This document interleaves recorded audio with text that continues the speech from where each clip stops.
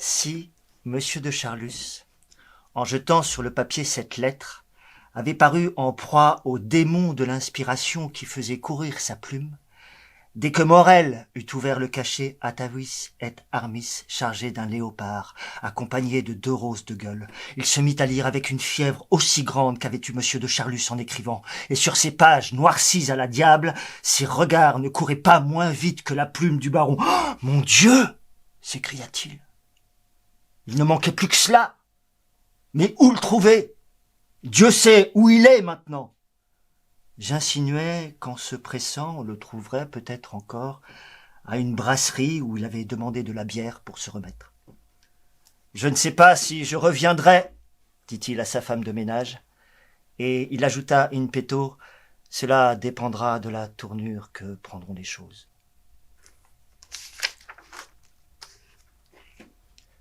Quelques minutes après, nous arrivions au café. Je remarquai l'air de Monsieur de Charlus au moment où il m'aperçut.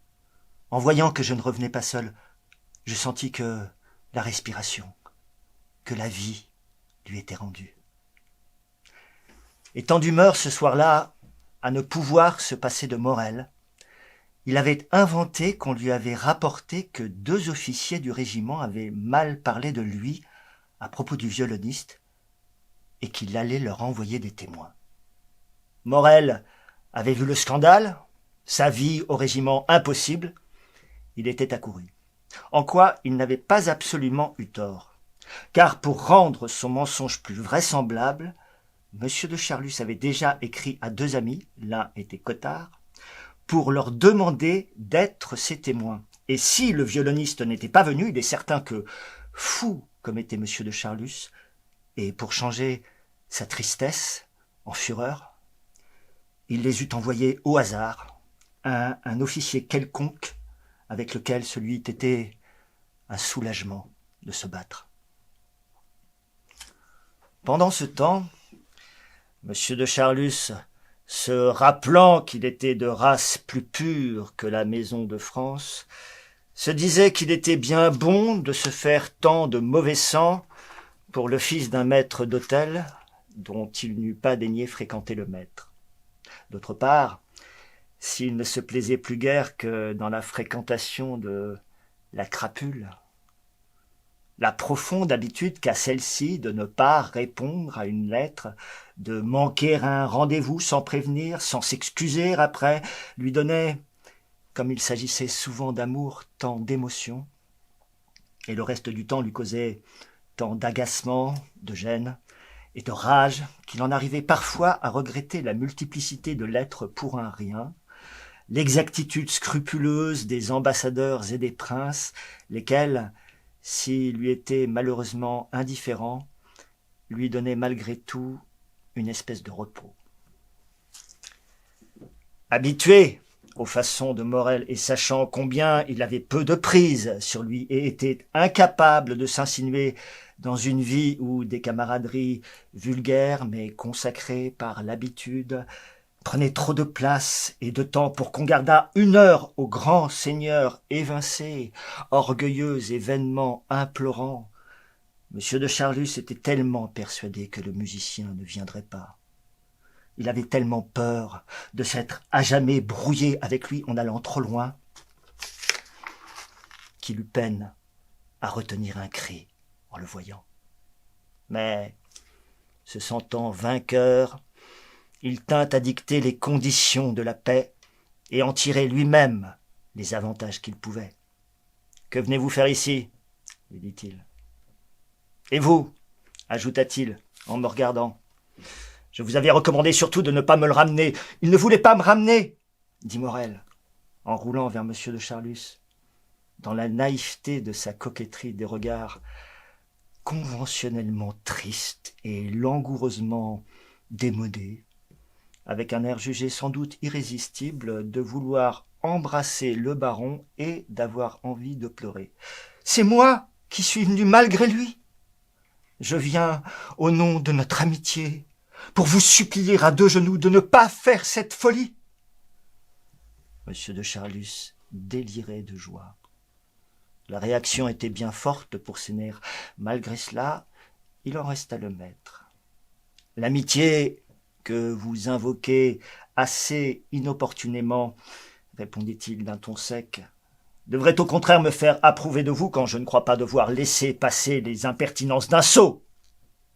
D'ailleurs, si je voulais obéir aux prières d'une affection que j'ai connue mieux inspirée, je n'en aurais plus le pouvoir.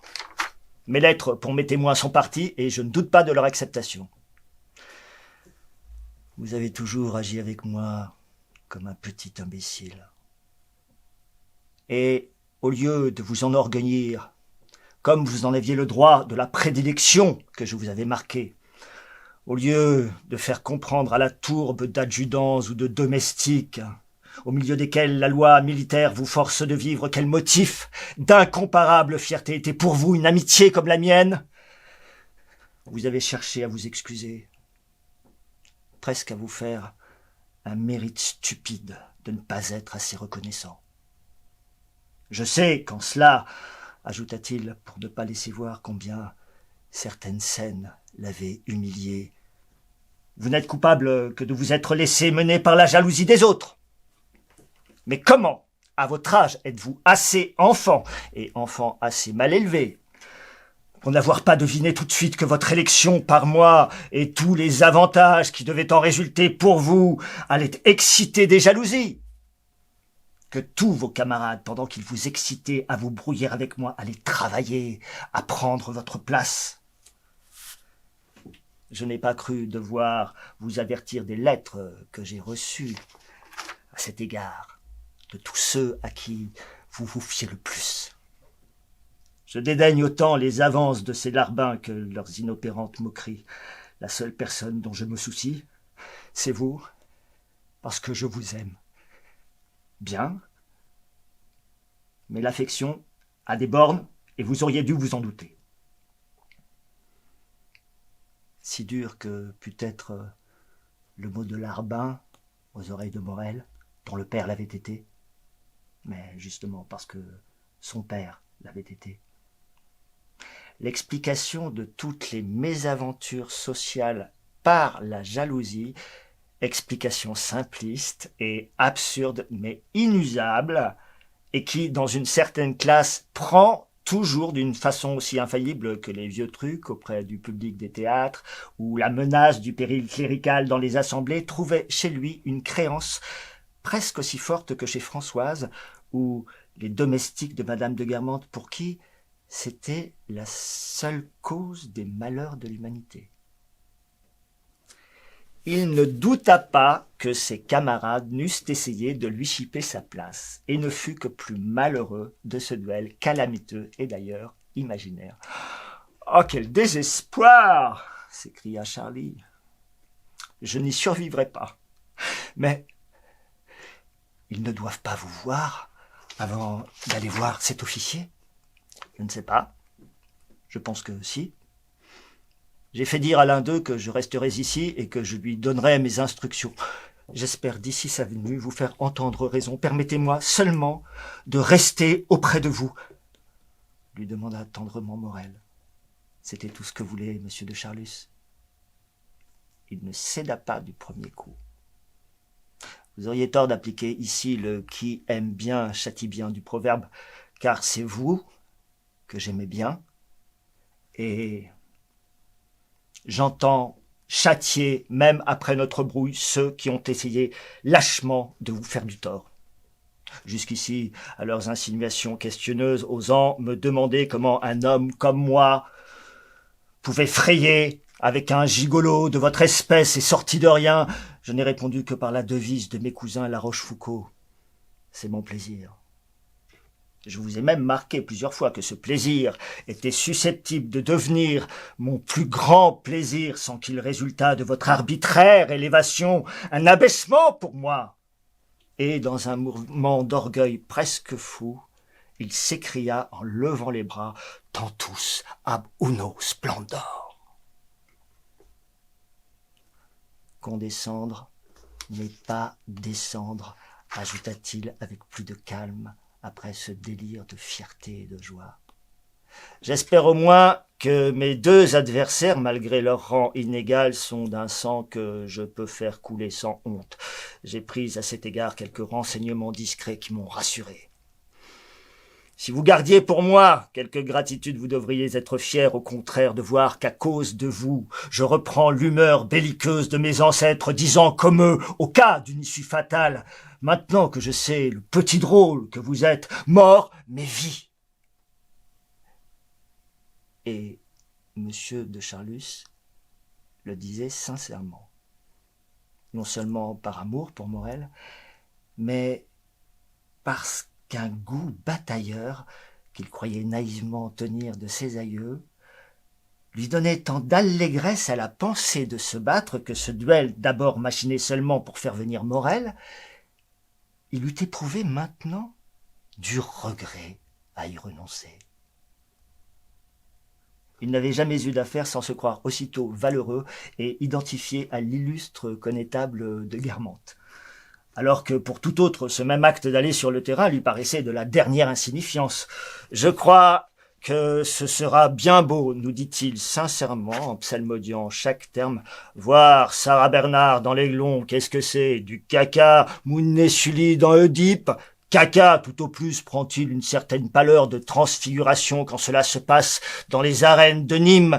Mais qu'est-ce que c'est, à côté de cette chose inouïe, voir batailler le propre descendant du connétable?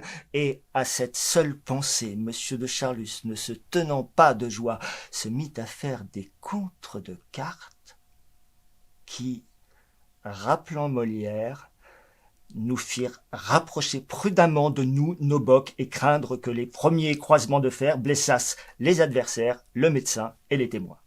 « Quel spectacle tentant ce serait pour un peintre! Vous qui connaissez M. Elstir, me dit-il, vous devriez l'amener. » Je répondis qu'il n'était pas sur la côte. M. de Charlus m'insinua qu'on pourrait lui télégraphier. « Oh, je dis cela pour lui !» ajouta-t-il devant mon silence. « C'est toujours intéressant pour un maître, et à mon avis, il en est un, de fixer un exemple de pareille reviviscence ethnique. Et il n'y en a peut-être pas un par siècle. » Mais si M. de Charlus s'enchantait à la pensée d'un combat qu'il avait cru d'abord tout fictif, Morel pensait avec terreur au potin qui, de la musique du régiment, pouvait être colporté grâce au bruit que ferait ce duel jusqu'au temple de la rue Bergère. Voyant déjà la classe, informé de tout, il devenait de plus en plus pressant près de M. de Charlus, lequel continuait à gesticuler dans l'enivrante idée d'aller se battre. Il supplia le baron de lui permettre de ne pas le quitter jusqu'au surlendemain, jour supposé du duel, pour le garder à vue et tâcher de lui faire entendre la voix de la raison. Une si tendre proposition eut raison des dernières hésitations de M. de Charlus. Il dit qu'il allait essayer de trouver une échappatoire, qu'il ferait remettre au surlendemain une résolution définitive. De cette façon, en n'arrangeant pas l'affaire tout d'un coup, M. de Charlus savait garder Charlie au moins 2 jours et en profiter pour obtenir de lui des engagements pour l'avenir, en échange de sa renonciation au duel, exercice, disait-il, qui par soi-même l'enchantait et dont il ne se priverait pas sans regret, et en cela d'ailleurs il était sincère, car il avait toujours pris plaisir à aller sur le terrain quand il s'agissait de croiser le fer ou d'échanger des balles avec un adversaire. Cottard arriva enfin, quoique mis très en retard, car ravi de servir de témoin, mais plus ému encore, il avait été obligé de s'arrêter à tous les cafés ou fermes de la route en demandant qu'on voulût bien lui indiquer le numéro 100 ou le petit endroit. Aussitôt qu'il fut là, le baron l'emmena dans une pièce isolée, car il trouvait plus réglementaire que Charlie et moi n'assistions pas à l'entrevue. Et il excellait à donner à une chambre quelconque l'affectation provisoire de salle du trône ou des délibérations. Une fois, seul avec Cottard, il le remercia chaleureusement, mais lui déclara qu'il semblait probable que les propos répétés n'avait en réalité pas été tenu, et que, dans ces conditions, le docteur voulut bien avertir le second témoin que, sauf complication possible, l'incident était considéré comme clos. Le danger s'éloignant, Cottard fut désappointé. Il voulut même un instant manifester de la colère, mais il se rappela qu'un de ses maîtres, qui avait fait la plus belle carrière médicale de son temps, ayant échoué la première fois à l'Académie, pour 2 voix seulement, avait fait contre mauvaise fortune bon cœur et était allé serrer la main du concurrent élu. Aussi, le docteur se dispensa-t-il d'une expression de dépit qui n'eût plus rien changé, et après avoir murmuré, lui, le plus peureux des hommes, qu'il y a certaines choses qu'on ne peut laisser passer, il ajouta que c'était mieux ainsi, que cette solution le réjouissait. M. de Charlus, désireux de témoigner sa reconnaissance au docteur, de la même façon que M. le duc, son frère, eût arrangé le col du paletot de mon père, comme une duchesse surtout, eût tenu la taille à une plébéienne, approcha sa chaise tout près de celle du docteur, malgré le dégoût que celui-ci lui inspirait, et non seulement sans plaisir physique, mais surmontant une répulsion physique en guermantes, non en invertie. Pour dire adieu au docteur, il lui prit la main et la lui caressa un moment avec une bonté de maître flattant le museau de son cheval et lui donnant du sucre. Mais Cottard, qui n'avait jamais laissé voir au baron qu'il eût même entendu de vagues mauvais bruits sur ses mœurs, et ne l'en considérait pas moins dans son fort intérieur comme faisant partie de la classe des anormaux, même avec son habituelle impropriété de terme et sur le ton le plus sérieux, il disait d'un valet de chambre de M. Verdurin: « Est-ce que ce n'est pas la maîtresse du baron ?» Personnage dont il avait peu l'expérience, il se figura que cette caresse de la main était le prélude immédiat d'un viol, pour l'accomplissement duquel il avait été, le duel n'ayant servi que de prétexte, attiré dans un guet-apens et conduit par le baron dans ce salon solitaire où il allait être pris de force. N'osant quitter sa chaise, où la peur le tenait cloué, il roulait des yeux d'épouvante, comme tombé aux mains d'un sauvage dont il n'était pas bien assuré qu'il ne se nourrit pas de chair humaine. Enfin, M. de Charlus, lui lâchant la main et voulant être aimable jusqu'au bout: « Vous allez bien prendre quelque chose avec nous, comme on dit, ce qu'on appelait autrefois un mazagran ou un gloria, boisson qu'on ne trouve plus comme curiosités archéologiques que dans les pièces de la Biche et dans les cafés de Doncières. Un gloria serait assez convenable au lieu, n'est-ce pas?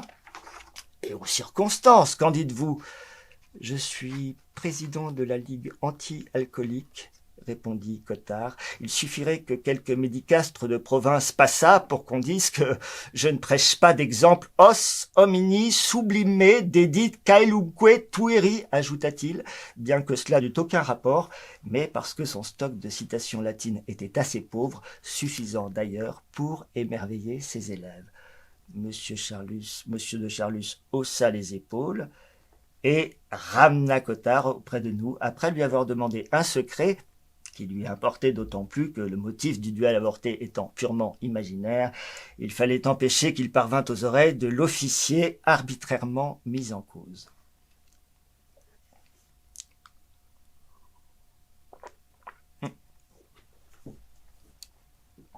Tandis que nous buvions, tous quatre, Madame Cottard, qui attendait son mari dehors, devant la porte, et que M. de Charlus avait très bien vu, mais qu'il ne se souciait pas d'attirer, entra, et dit bonjour au baron, qui lui tendit la main comme à une chambrière, sans bouger de sa chaise. Parti en roi, qui reçoit des hommages, parti en snob, qui ne veut pas qu'une femme peu élégante s'asseye à sa table, parti en égoïste, qui a du plaisir à être seul avec ses amis, ne veut pas être embêté. Madame Cottard resta donc debout à parler à M. de Charlus et à son mari. Mais peut-être parce que la politesse, ce qu'on a à faire, n'est pas le privilège exclusif des guermantes et peut tout d'un coup illuminer et guider les cerveaux les plus incertains. Ou parce que, trompant beaucoup sa femme, Cottard avait par moments, par une espèce de revanche, le besoin de la protéger contre qui lui manquait. Brusquement, le docteur fronça le sourcil, ce que je ne lui avais jamais vu faire, et sans consulter M. de Charlus, en maître, voyons Léontine, ne reste donc pas debout, assieds-toi. Mais est-ce que je ne vous dérange pas demanda timidement Madame Cottard à M. de Charlus, lequel, surpris du ton du docteur, n'avait rien répondu, et sans lui en donner une seconde fois le temps, Cottard reprit avec autorité, je t'ai dit de t'asseoir.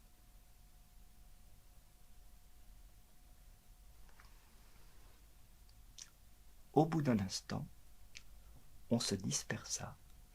Et alors, M. de Charlus dit à Morel, je conclus de toute cette histoire mieux terminée que vous ne méritiez, que vous ne savez pas vous conduire, et qu'à la fin de votre service militaire, je vous ramène moi-même à votre père, comme fit l'archange Raphaël, envoyé par Dieu au jeune Tobie. Et le baron se mit à sourire avec un air de grandeur et une joie que Morel, à qui la perspective d'être ainsi ramené ne plaisait guère, ne semblait pas partager.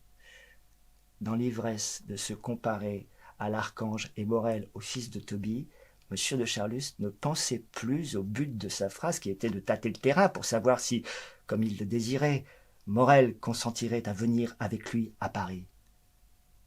Grisé par son amour ou par son amour-propre, le baron ne vit pas ou feignit de ne pas voir la moue que fit le violoniste, car, ayant laissé celui-ci seul dans le café, il me dit avec un orgueilleux sourire, avez-vous remarqué quand je l'ai comparé au fils de Tobie comme il délirait de joie?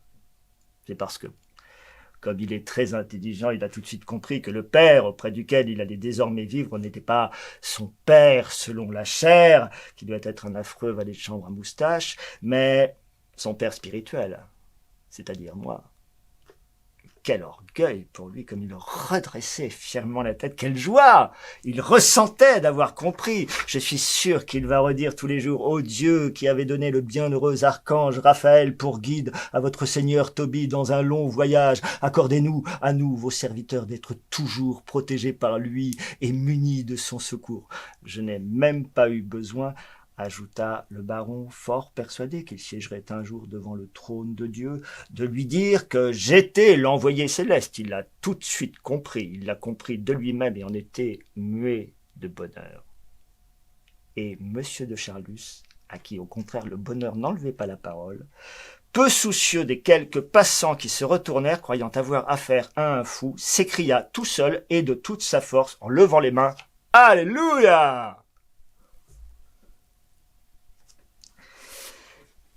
Cette réconciliation ne mit fin que pour un temps aux tourments de M. de Charlus.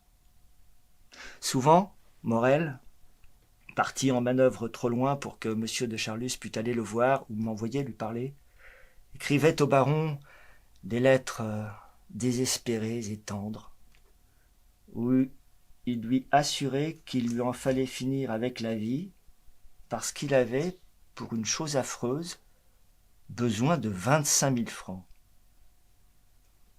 Il ne disait pas quelle était la chose affreuse. L'eût-il dit qu'elle eût sans doute été inventée. Pour l'argent même, M. de Charlus l'eût envoyé volontiers, s'il n'eût senti que cela donnait à Charlie les moyens de se passer de lui et aussi d'avoir les faveurs de quelque autre. Aussi refusait-il, et ses télégrammes avaient le ton sec et tranchant de sa voix. Quand il était certain de leur effet, il souhaitait que Morel ne fût à jamais brouillé avec lui, car persuadé que ce serait le contraire qui se réaliserait, il se rendait compte de tous les inconvénients qui allaient renaître de cette liaison inévitable.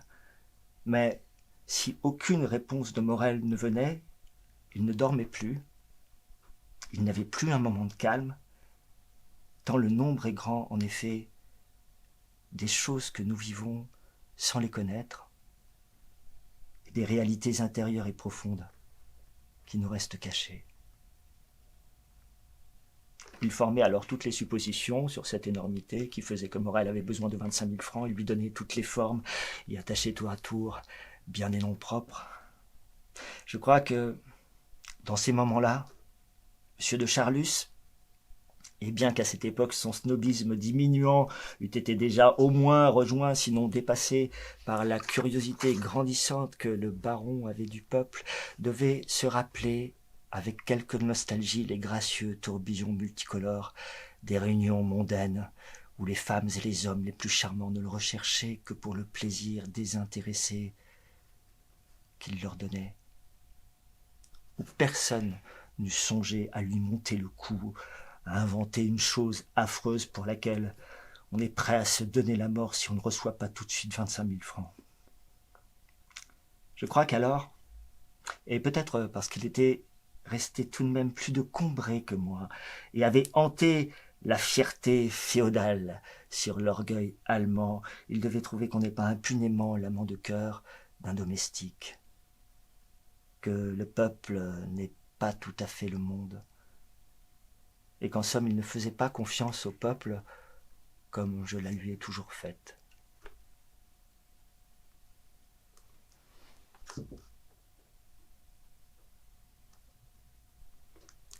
La station suivante du petit train, Maineville, me rappelle justement un incident relatif à Morel et à M. de Charlus.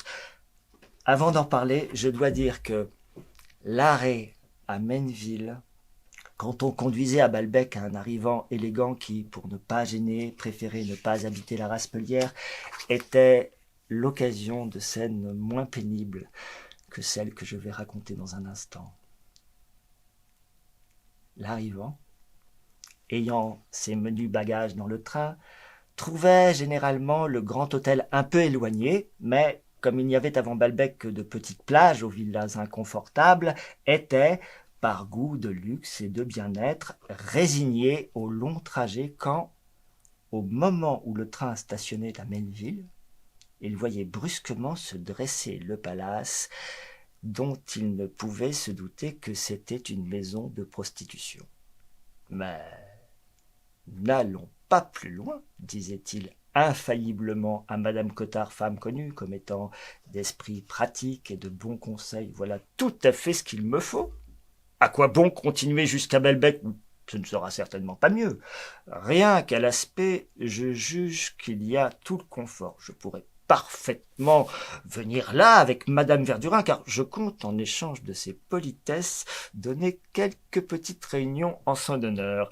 Elle n'aura pas tant de chemin à faire que si j'habite à Balbec. Cela me semble tout à fait bien pour elle. Et pour votre femme, mon cher professeur, il doit y avoir des salons. Nous y ferons venir ces dames. Entre nous, je ne comprends pas pourquoi, au lieu de louer la Raspelière, Madame Verdurin n'est pas venue habiter ici. C'est beaucoup plus sain que de vieilles maisons comme la Raspelière, qui est forcément humide, sans être propre d'ailleurs. Ils n'ont pas l'eau chaude, on ne peut pas se laver les mains. Maineville me paraît bien plus agréable. Madame Verdurin y jouait parfaitement son rôle de patronne. En tout cas, chacun ses goûts. Moi, je vais me fixer ici. Madame Cottard, ne voulez-vous pas descendre avec moi en nous dépêchant, car le train ne va pas tarder à repartir. Vous me piloteriez dans cette maison qui sera la vôtre et que vous devez avoir fréquenté souvent. C'est tout à fait un cadre pour vous. On avait toutes les peines du monde à faire taire et surtout à empêcher de descendre l'infortuné arrivant, lequel, avec l'obstination qui émane souvent des gaffes, insistait, prenait ses valises et ne voulait rien entendre jusqu'à ce qu'on lui eût assuré que jamais Madame Verdurin ni Madame Cottard ne viendraient le voir là. En tout cas, je vais y élire domicile. Madame Verdurin n'aura qu'à m'y écrire.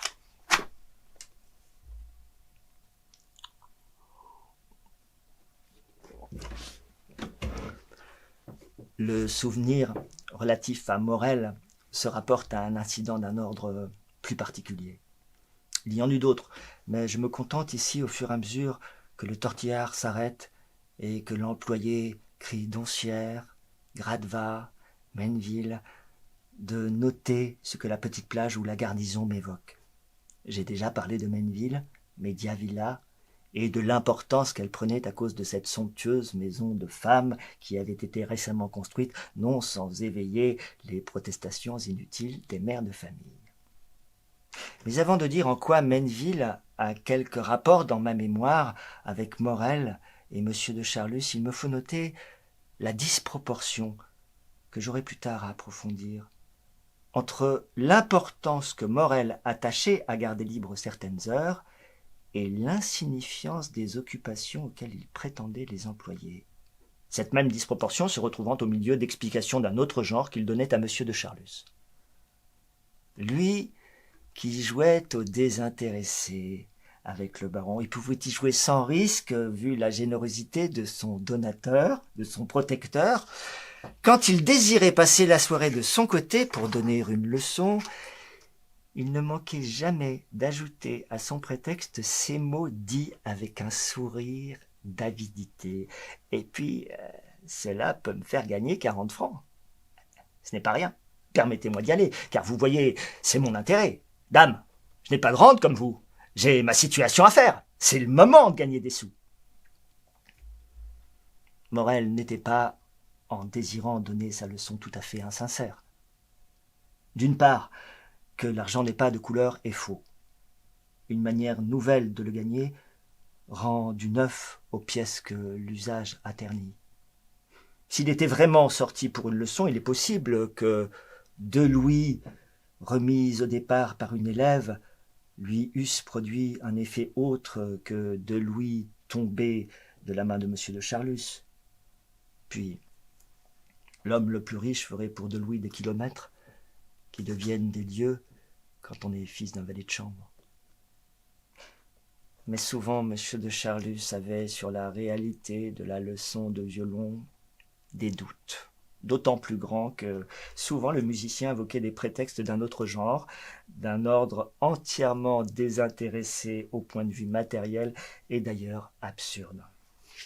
Morel ne pouvait ainsi s'empêcher de présenter une image de sa vie, mais volontairement et involontairement aussi tellement enténébrée que certaines parties seules se laissaient distinguer. Pendant 1 mois, il se mit à la disposition de M. de Charlus à condition de garder ses soirées libres, car il désirait suivre avec continuité des cours d'algèbre. Venir voir après M. de Charlus, c'était impossible, les cours duraient parfois fort tard.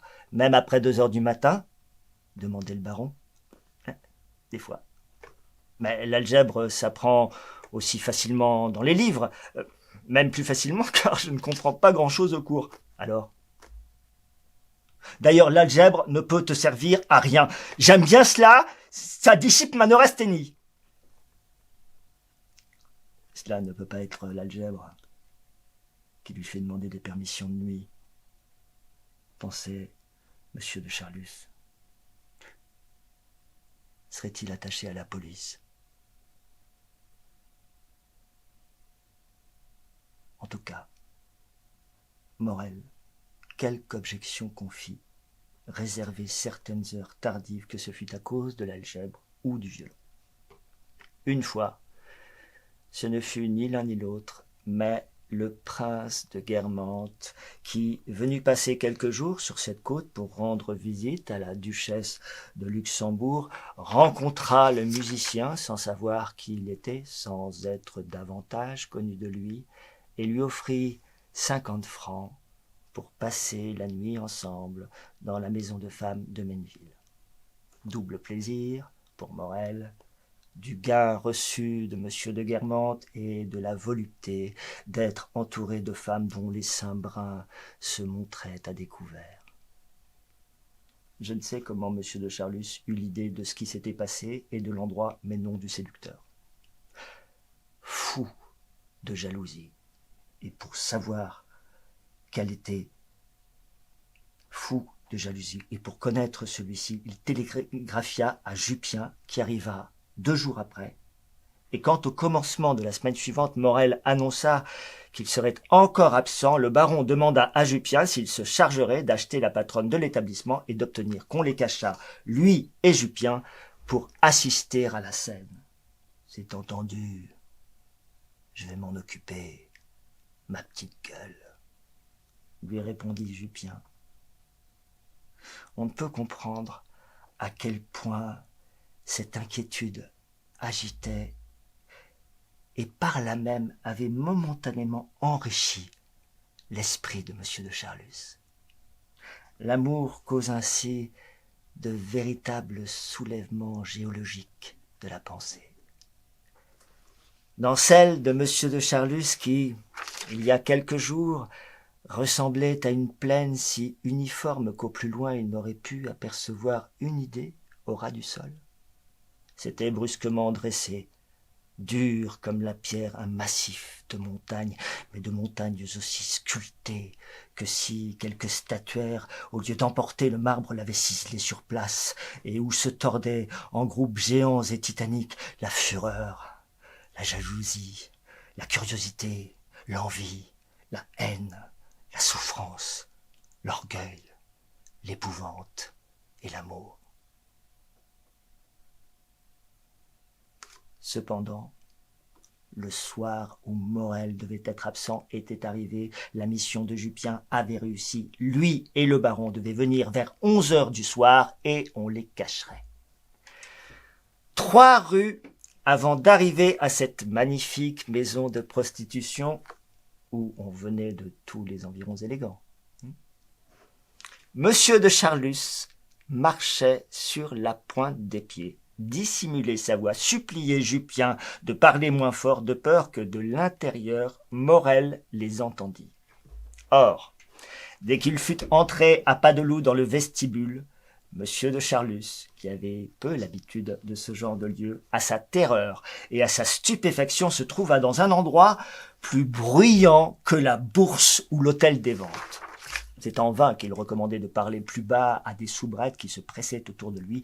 D'ailleurs, leur voix même était couverte par le bruit de criers et d'adjudications que faisait une vieille sous-maîtresse à la perruque fort brune, au visage où craquelait la gravité d'un notaire ou d'un prêtre espagnol, et qui lançait à toute minute avec un bruit de tonnerre en laissant alternativement ouvrir et refermer les portes comme on règle la circulation des voitures. « Mettez monsieur au 28 dans la chambre espagnole où on ne passe plus. Rouvre les portes. Ces messieurs demandent mademoiselle Noémie. Elle les attend dans le salon persan. » Monsieur de Charlus était effrayé comme un provincial qui a à traverser les boulevards. Et pour prendre une comparaison infiniment moins sacrilège que le sujet représenté dans les chapiteaux du porche de la vieille église de Corlesville, les voix des jeunes bonnes répétaient en plus bas, sans se lasser, l'ordre de la sous-maîtresse, comme ces catéchismes qu'on entend les élèves psalmodier dans la sonorité d'une église de campagne. Si peur qu'il eut, Monsieur de Charlus, qui dans la rue tremblait d'être entendu, se persuadant que Morel était à la fenêtre, ne fut peut-être pas tout de même aussi effrayé dans le rugissement de ces escaliers immenses où on comprenait que des chambres, rien ne pouvait être aperçu. Enfin, au terme de son calvaire, il trouva mademoiselle Noémie qui devait les cacher avec Jupien, mais commença par l'enfermer dans un salon persan fort somptueux, d'où il ne voyait rien. Elle lui dit que Morel avait demandé à prendre une orangeade et que, dès qu'on la lui aurait servie, on conduirait les 2 voyageurs dans un salon transparent. En attendant, comme on la réclamait, elle leur promit, comme dans un conte, qu'elle allait leur envoyer, pour patienter, une petite dame intelligente, car elle, on l'appelait. La petite dame intelligente avait un peignoir persan qu'elle voulait ôter. Monsieur de Charlus lui demanda de n'en rien faire et elle se fit monter du champagne à 40 francs la bouteille. Morel, en réalité, pendant ce temps, était avec le prince de Guermantes. Il avait, pour la forme, fait semblant de se tromper de chambre, était entré dans une où il y avait 2 femmes, lesquelles s'étaient empressées de laisser seuls les 2 messieurs. Monsieur de Charlus ignorait tout cela, mais pestait, voulait ouvrir les portes, fit redemander mademoiselle Noémie, laquelle, ayant entendu que la petite dame intelligente donnait à monsieur de Charlus des détails sur Morel non concordants avec ceux qu'elle-même avait donnés à Jupien, la fit déguerpir et envoya bientôt, pour remplacer la petite dame intelligente, une petite dame gentille, qui ne leur montra rien de plus, mais leur dit combien la maison était sérieuse et demanda, elle aussi, du champagne. Le baron, écumant, fit revenir mademoiselle Noémie, qui leur dit « Oui, c'est un peu long, ces dames prennent des pauses, il n'a pas l'air d'avoir envie de rien faire. » Enfin, devant les promesses du baron, ses menaces, mademoiselle Noémie s'en alla d'un air contrarié, en les assurant qu'il n'attendrait pas plus de 5 minutes. Ces 5 minutes durèrent 1 heure. Après quoi, Noémie conduisit à pas de loup monsieur de Charlus, ivre de fureur, et Jupien, désolé, vers une porte entrebâillée, en leur disant « Vous allez très bien voir. Du reste, en ce moment, ce n'est pas très intéressant. Il est avec 3 dames, il leur raconte sa vie de régiment. » Enfin, le baron put voir par l'ouverture de la porte, et aussi dans les classes. Mais une terreur mortelle le força de s'appuyer au mur. C'était bien Morel qu'il avait devant lui, mais comme si les mystères païens et les enchantements existaient encore, c'était plutôt l'ombre de Morel. Morel embaumé, pas même Morel ressuscité comme Lazare, une apparition de Morel, un fantôme de Morel. Morel revenant ou évoqué dans cette chambre où partout les murs et les divans répétaient les emblèmes de sorcellerie qui étaient à quelques mètres de lui, de profil. Morel avait, comme après la mort, perdu toute couleur. Entre ces femmes avec lesquelles il semblait qu'il eût dû s'ébattre joyeusement, livide, il restait figé dans une immobilité artificielle. Pour boire la coupe de champagne qui était devant lui, son bras, sans force, essayait lentement de se tendre et retombait. On avait l'impression de cet équivoque qui fait qu'une religion parle d'immortalité, mais entend par là quelque chose qui n'exclut pas le néant. Les femmes le pressaient des questions. « Vous voyez, dit tout bas mademoiselle Noémie au baron, elle lui parle de sa vie de régiment. C'est amusant, n'est-ce pas ?» Et elle rit. « Vous êtes content ? Il est calme, n'est-ce pas ?» ajouta-t-elle comme elle aurait dit d'un mourant. Les questions des femmes se pressaient, mais Morel, inanimé, n'avait pas la force de leur répondre. Le miracle même d'une parole murmurée ne se produisait pas. Monsieur de Charlus n'eut qu'un instant d'hésitation. Il comprit la vérité, que soit maladresse de Jupien quand il était allé s'entendre, soit puissance expansive des secrets confiés qui fait qu'on ne les garde jamais, soit caractère indiscret de ces femmes, soit crainte de la police, on avait prévenu Morel que 2 messieurs avaient payé fort cher pour le voir. On avait fait sortir le prince de Guermantes, métamorphosé en 3 femmes, et placé le pauvre Morel, tremblant, paralysé par la stupeur, de telle façon que si monsieur de Charlus le voyait mal, lui, terrorisé, sans parole, n'osant pas prendre son verre de peur de le laisser tomber, voyait en plein le baron. L'histoire, au reste, ne finit pas mieux pour le prince de Guermantes. Quand on l'avait fait sortir, pour que monsieur de Charlus ne le vît pas, furieux de sa déconvenue, sans soupçonner qui en était l'auteur, il avait supplié Morel, sans toujours vouloir lui faire connaître qui il était, de lui donner un rendez-vous pour la nuit suivante dans la toute petite villa qu'il avait louée et que, malgré le peu de temps qu'il devait y rester, il avait, suivant la même maniaque habitude que nous avons autrefois remarquée chez madame de Villeparisis, décoré de quantité de souvenirs de famille pour se sentir plus chez soi. Donc, le lendemain, Morel, retournant la tête à toute minute, tremblant d'être suivi et épié par monsieur de Charlus, avait fini, n'ayant remarqué aucun passant suspect, par entrer dans la villa. Un valet le fit entrer dans le salon, en lui disant qu'il allait prévenir monsieur. Son maître lui avait recommandé de ne pas prononcer le nom de prince, de peur d'éveiller les soupçons. Mais quand Morel se trouva seul et voulut regarder dans la glace pour voir si sa mèche n'était pas dérangée, ce fut comme une hallucination. Sur la cheminée, les photographies, reconnaissables par le violoniste car il les avait vues chez M. de Charlus, de la princesse de Guermantes, de la duchesse de Luxembourg, de madame de Villeparisis, le pétrifièrent d'abord d'effroi. Au même moment, il aperçut celle de M. de Charlus, laquelle était un peu en retrait. Le baron semblait immobilisé sur Morel, un regard étrange et fixe. Fou de terreur, Morel, revenant de sa stupeur première, ne doutant pas que ce ne fût un guet-apens où M. de Charlus l'avait fait tomber pour éprouver s'il était fidèle, dégringola 4 à 4 les quelques marches de la villa, se mit à courir à toutes jambes sur la route, et quand le prince de Guermantes, après avoir cru faire à une connaissance de passage le stage nécessaire, non sans s'être demandé si c'était bien prudent et si l'individu n'était pas dangereux, entra dans son salon, il n'y trouva plus personne.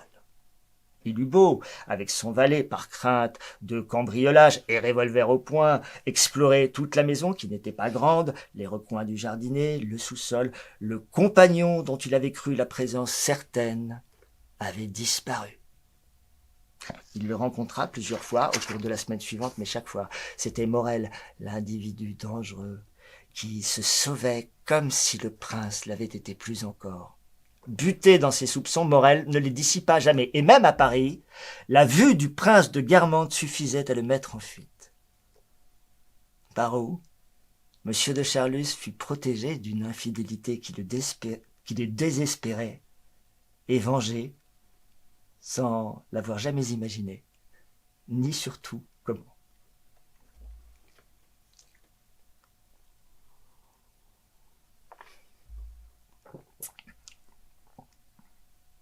Mais déjà, les souvenirs de ce qu'on m'avait raconté à ce sujet sont remplacés par d'autres, car le BCN, reprenant sa marche de tacot, continue de déposer ou de prendre les voyageurs aux stations suivantes. À Gradva, où habitait sa sœur, avec laquelle il était allé passer l'après-midi, montait quelquefois monsieur Pierre de Verjus, comte de Crécy, qu'on appelait seulement le comte de Crécy, gentilhomme, pauvre, mais d'une extrême distinction, que j'avais connu par les Cambremer, avec qui il était d'ailleurs peu lié. Réduite à une vie extrêmement modeste, presque misérable, je sentais qu'un cigare, une consommation était chose si agréable pour lui que je pris l'habitude, les jours où je ne pouvais voir Albertine, de l'inviter à Balbec. Très fin, et s'exprimant à merveille, tout blanc, avec de charmants yeux bleus. Il parlait surtout du bout des lèvres, très délicatement, des conforts de la vie seigneuriale qu'il avait évidemment connue, et aussi de généalogie. Comme je lui demandais ce qui était gravé sur sa bague, il me dit avec un sourire modeste « C'est une branche de verjus ». Et il ajouta, avec un plaisir dégustateur, « Nos armes sont une branche de verjus, symbolique puisque je m'appelle Verjus, tigelée et feuillée de sinople. » Mais je crois qu'il aurait eu une déception si à Balbec je ne lui avais offert à boire que du verjus. Il aimait les vins les plus coûteux, sans doute par privation, par connaissance approfondie de ce dont il était privé, par goût, peut-être aussi par un penchant exagéré. Aussi, quand je l'invitais à dîner à Balbec, il commandait le repas avec une science raffinée, mais mangeait un peu trop, et surtout buvait, faisant chambrer les vins qui doivent l'être, frapper ceux qui exigent d'être dans de la glace. Avant le dîner et après, il indiquait la date et le numéro qu'il voulait pour un porto ou une fine, comme il eût fait pour l'érection généralement ignorée d'un marquisat, mais qu'il connaissait aussi bien. Comme j'étais pour aimer un client préféré, il était ravi que je donnasse de ces dîners extras et criait au garçon « Vite, dressez la table 25 !» Il ne disait même pas « dresser », mais « dressez-moi », comme si ça avait été pour lui. Et comme le langage des maîtres d'hôtel n'est pas tout à fait le même que celui des chefs de rang, demi-chefs, commis, etc., au moment où je demandais l'addition, il disait au garçon qui nous avait servi avec un geste répété et apaisant du revers de la main, comme s'il voulait calmer un cheval prêt à prendre le mors aux dents. N'allez pas trop fort, hein, pour l'addition. Allez doucement, très doucement. Puis comme le garçon partait, muni de cette aide-mémoire aimée, craignant que ses recommandations ne fussent pas exactement suivies, le rappelait « Attendez, je vais chiffrer moi-même. » Et comme je lui disais que cela ne faisait rien, j'ai pour principe que, comme on dit vulgairement, on ne doit pas estamper le client. Quant au directeur, comme les vêtements de mon invité étaient simples, toujours les mêmes, et assez usés, et pourtant personne n'eût si bien pratiqué l'art de s'habiller fastueusement comme un élégant de Balzac, si l'on avait eu les moyens. Il se contentait, à cause de moi, d'inspecter de loin, si tout allait bien, et d'un regard de faire mettre une cale sous un pied de la table qui n'était pas d'aplomb. Ce n'est pas qu'il n'eût su, bien qu'il cachât ses débuts comme plongeur, mettre la main à la pâte comme un autre. Il fallut pourtant une circonstance exceptionnelle pour qu'un jour il découpât lui-même les dindonneaux.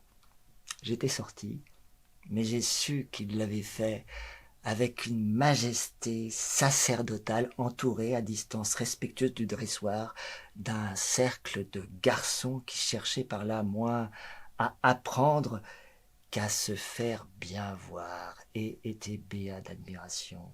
Vu d'ailleurs par le directeur, plongeant d'un geste lent dans le flanc des victimes et n'en détachant pas plus ses yeux pénétrés de sa haute fonction que s'il avait dû y lire quelque augure, ils ne le furent nullement.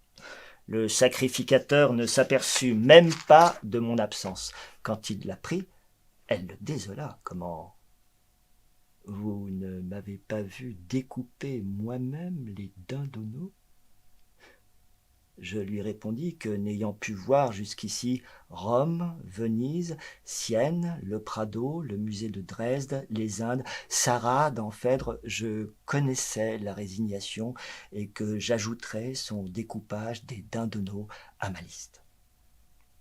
La comparaison avec l'art dramatique, Sarah dans Phèdre, fut la seule qu'il parut comprendre, car il savait par moi que les jours de grandes représentations, Coquelin aîné avait accepté de jouer des rôles de débutant, celui même d'un personnage qui ne dit qu'un mot ou ne dit rien.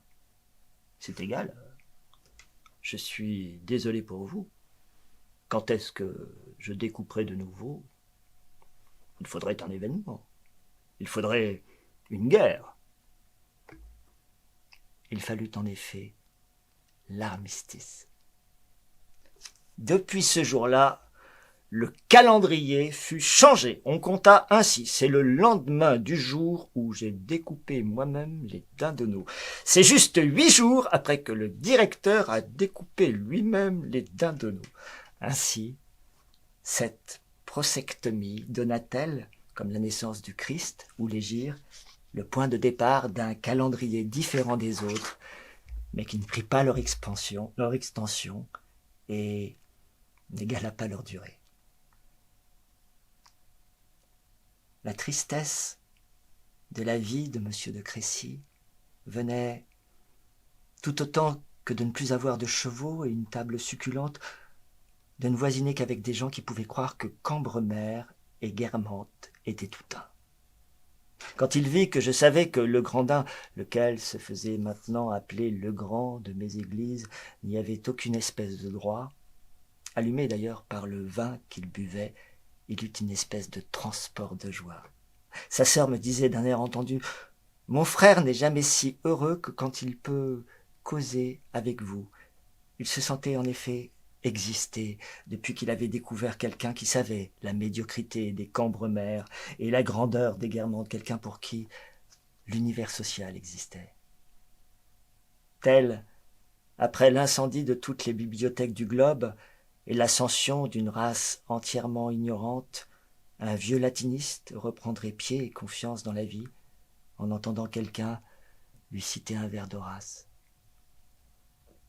Aussi, s'il ne quittait jamais le wagon sans me dire « À quand notre petite réunion ?» C'était autant par avidité de parasite, par gourmandise d'érudit, et parce qu'il considérait les agapes de Balbec comme une occasion de causer en même temps des sujets qui lui étaient chers et dont il ne pouvait parler avec personne. Et analogues en cela à ces dîners où se réunit à date fixe devant la table particulièrement succulente du cercle de l'Union, la Société des bibliophiles. Très modeste en ce qui concernait sa propre famille. Ce ne fut pas par M. de Crécy que j'ai appris qu'elle était grande et un authentique rameau détaché en France de la famille anglaise qui porte le titre Crécy. Quand je sus qu'il était un vrai Crécy, je lui racontai qu'une nièce de Madame Guermantes avait épousé un Américain du nom de Charles Crécy, et lui dit que je pensais qu'il n'y avait aucun rapport avec lui, aucun, me dit-il.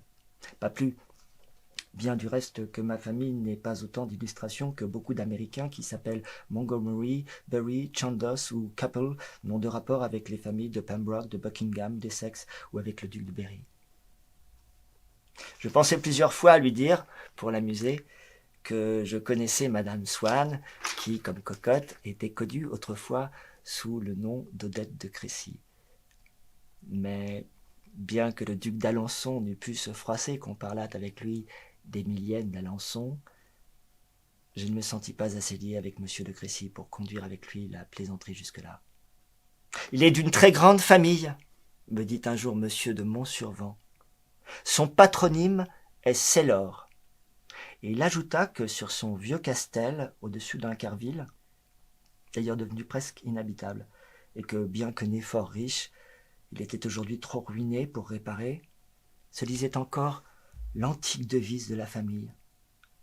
Je trouvais cette devise très belle, qu'on l'appliqua soit à l'impatience d'une race de proie nichée dans cette terre, d'où elle devait jadis prendre son vol, soit aujourd'hui, à la contemplation du déclin, à l'attente de la mort, dans cette retraite dominante et sauvage.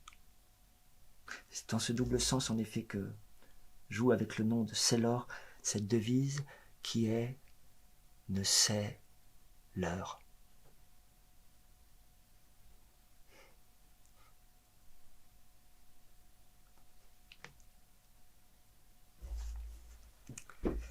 À Ermenonville montait quelquefois Monsieur de Chevrigny, dont le nom, nous dit Brichot, signifiait, comme celui de Monseigneur de Cabrières, lieu où s'assemblent les chèvres. Il était parent des Cambremer, et à cause de cela, et par une fausse appréciation de l'élégance, ceux-ci l'invitaient souvent à Féterne, mais seulement quand il n'y avait pas d'invités à éblouir. Vivant toute l'année à Beausoleil, Monsieur de Chevrigny était resté plus provincial que... Aussi, quand il allait passer quelques semaines à Paris, il n'y avait pas un seul jour de perdu pour tout ce qu'il y avait à voir. C'était au point que parfois, un peu étourdi par le nombre des spectacles trop rapidement digérés, quand on lui demandait s'il avait vu une certaine pièce, il lui arrivait de n'en être pas bien sûr. Mais ce vague était rare, car il connaissait les choses de Paris avec cette acuité. Il connaissait les choses de Paris avec ce détail particulier aux gens qui y viennent rarement. Il me conseillait les nouveautés à aller voir, cela en vaut la peine, ne les considérant du reste qu'au point de vue de la bonne soirée qu'elles font passer et ignorant du point de vue esthétique jusqu'à ne pas se douter qu'elles pouvaient en effet constituer parfois une nouveauté dans l'histoire de l'art. C'est ainsi que, Parlant de tout sur le même plan, il disait « Nous sommes allés une fois à l'Opéra Comique, mais le spectacle n'est pas fameux. Cela s'appelle Péléas et Mélisande. C'est insignifiant. Bon, Perrier joue toujours bien, mais vaut mieux le voir dans autre chose. En revanche, au gymnase, on donne la châtelaine. Nous y sommes retournés 2 fois. Ne manquez pas d'y aller, cela mérite d'être vu. Et puis, c'est joué à ravir. Vous avez Fréval, Marie Magnier, Baron Fils. Il me citait même des noms d'acteurs que je n'avais jamais entendu prononcer, et sans les faire précéder de monsieur, madame ou mademoiselle comme eût fait le duc de Guermantes, lequel parlait du même ton cérémonieusement méprisant des chansons de mademoiselle Yvette Guilbert et des expériences de monsieur Charcot. Monsieur de Chevrigny n'en usait pas ainsi. Il disait Cornaglia et Délie comme il eût dit Voltaire et Montesquieu, car chez lui, à l'égard des acteurs comme de tout ce qui était parisien, le désir de se montrer dédaigneux qu'avait l'aristocrate était vaincu par celui de paraître familier qu'avait le provincial.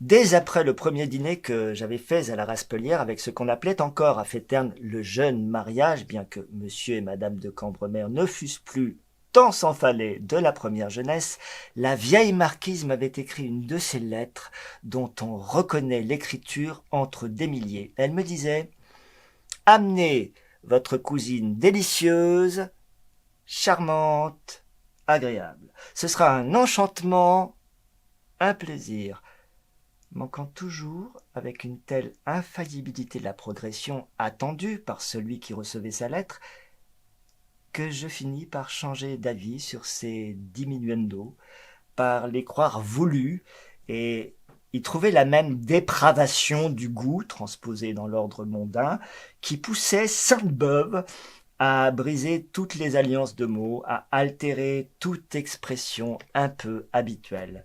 2 méthodes, enseignées sans doute par des maîtres différents, se contrariaient dans ce style épistolaire, la deuxième faisant racheter à madame de Cambremer la banalité des adjectifs multiples, en les employant en gamme descendante, en évitant de finir sur l'accord parfait. En revanche, je penchais à voir dans ces gradations inverses non plus du raffinement, comme quand elles étaient l'œuvre de la marquise douairière, mais de la maladresse toutes les fois qu'elles étaient employées par le marquis son fils ou par ses cousines, car dans toute la famille, jusqu'à un degré assez éloigné, et par une imitation admirative de tante Zélia, la règle des 3 adjectifs était très en honneur, de même qu'une certaine manière enthousiaste de reprendre sa respiration en parlant. Imitation passée dans le sang d'ailleurs, et quand, dans la famille, une petite fille dès son enfance s'arrêtait en parlant pour avaler sa salive, on se disait « Elle tient de tante Zélia ». On sentait que plus tard, ses lèvres tendraient assez vite à s'ombrager d'une légère moustache, et on se promettait de cultiver chez elle les dispositions qu'elle aurait pour la musique. Les relations des Cambremer ne tardèrent pas à être moins parfaites avec madame Verdurin qu'avec moi, pour différentes raisons. Il voulait inviter celle-ci. La jeune marquise me disait dédaigneusement « Je ne vois pas pourquoi nous ne l'inviterions pas, cette femme. À la campagne, on voit n'importe qui. Cela ne tient pas à conséquence. » Mais au fond, assez impressionné, il ne cessait de me consulter sur la façon dont ils devaient réaliser leur désir de politesse. Je pensais que, comme ils nous avaient invités à dîner, Albertine et moi, avec des amis de Saint-Loup, gens élégants de la région, propriétaires du château de Gourville, et qui représentaient un peu plus que le gratin normand, dont madame Verdurin, sans avoir l'air d'y toucher, était friande, je conseillais aux Cambremer d'inviter avec eux la patronne. Mais les châtelains de Féterne, par crainte, tant ils étaient timides de mécontenter leurs nobles amis, ou tant ils étaient naïfs, que monsieur et madame Verdurin s'ennuyassent avec des gens qui n'étaient pas des intellectuels, ou encore comme ils étaient imprégnés d'un esprit de routine que l'expérience n'avait pas fécondé, de mêler les genres et de commettre un impair, déclarèrent que cela ne corderait pas ensemble, que cela ne bicherait pas, et qu'il fallait mieux réserver madame Verdurin, qu'on inviterait avec tout son petit groupe, pour un autre dîner. Pour le prochain, l'élégant, avec les amis de Saint-Loup, ils ne convièrent du petit noyau que Morel, afin que M. de Charlus fût indirectement informé des gens brillants qu'il recevait, et aussi que le musicien fût un élément de distraction, car on lui demanderait d'apporter son violon. On lui adjoignit Cottard, parce que M. de Cambremer déclara qu'il avait l'entrain et faisait bien dans un dîner, puis que cela pourrait être incommode d'être en bon terme avec un médecin si jamais on avait quelqu'un de malade. Mais on l'invita seul, pour ne rien commencer avec la femme.